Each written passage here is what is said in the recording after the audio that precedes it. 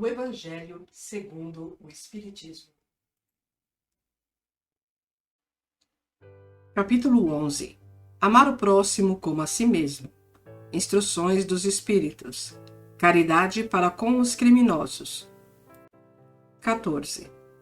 A verdadeira caridade é um dos mais sublimes ensinamentos que Deus deu ao mundo. Deve existir entre os verdadeiros discípulos de sua doutrina uma fraternidade completa.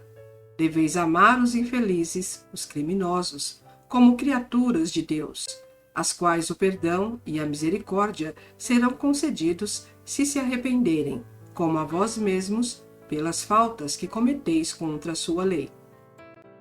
Pensais que sois mais repreensíveis, mais culpados que aqueles aos quais recusais o perdão e a comiseração, porque frequentemente eles não conhecem Deus como o conheceis, e lhes será pedido menos que a vós.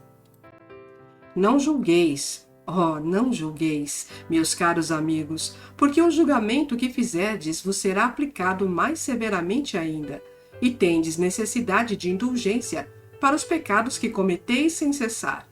Não sabeis que há muitas ações que são crimes aos olhos de Deus de pureza, e que o mundo não considera sequer como faltas leves?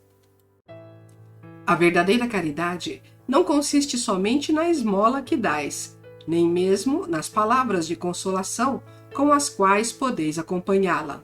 Não é só isso que Deus exige de vós.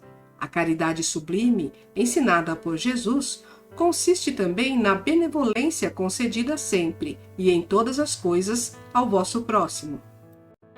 Podeis ainda exercitar essa sublime virtude sobre muitos seres que não precisam de esmolas e que as palavras de amor, de consolação e de encorajamento conduzirão ao Senhor.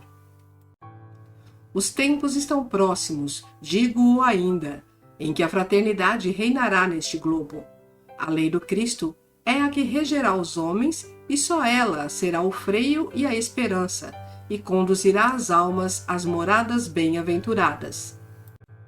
Amai-vos, pois, como os filhos de um mesmo Pai.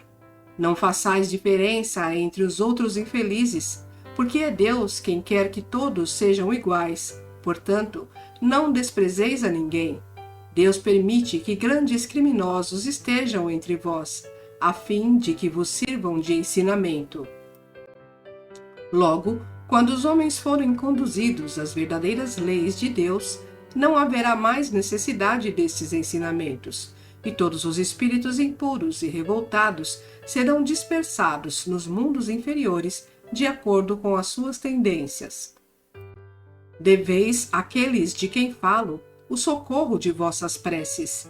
É a verdadeira caridade. Não é preciso dizer de um criminoso: é um miserável. É preciso expurgá-lo da terra. A morte que se lhe inflige é muito suave para um ser dessa espécie. Não é assim que deveis falar. Olhai vosso modelo, Jesus. Que diria ele se visse esse infeliz perto de si? Lamentá-lo-ia, o consideraria como um doente bem miserável e lhe estenderia a mão. Não podeis fazer isso em realidade, mas, pelo menos, podeis orar por ele, assistir seu espírito durante alguns instantes que deve ainda passar sobre a vossa terra. O arrependimento pode tocar-lhe o coração, se orardes com fé. Ele é vosso próximo, como o melhor dentre os homens. Sua alma transviada e revoltada foi criada como a vossa, para se aperfeiçoar.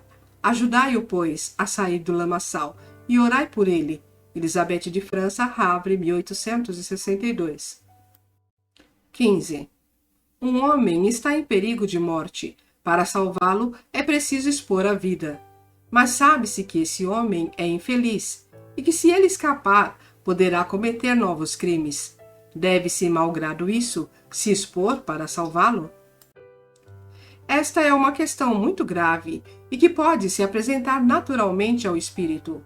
Responderei segundo o meu adiantamento moral, uma vez que se trata de saber se deve expor a própria vida por um malfeitor. O devotamento é cego. Socorre-se um inimigo, deve-se socorrer o inimigo da sociedade, numa palavra, um malfeitor. Credes que é somente a morte que se vai arrancar esse infeliz? É talvez a toda a sua vida passada. Porque pensai nisso. Nesses rápidos instantes que lhe arrebatam os últimos minutos da vida, o homem perdido volve sobre sua vida passada, ou antes, ela se ergue diante dele. A morte, talvez, chegue muito cedo para ele. A reencarnação poderá ser terrível. Lançai-vos, pois, homens, vós a quem a ciência espírita esclareceu, lançai-vos, arrancai-o a sua condenação, e então, talvez, este homem que morreria vos insultando se atirará em vossos braços. Todavia, não é preciso perguntar-vos se o fareis ou não, mas ide em seu socorro, porque salvando-o, obedeceis a esta voz do coração que vos diz: pode salvá-los, salva-o. Lamennais, Paris, 1862.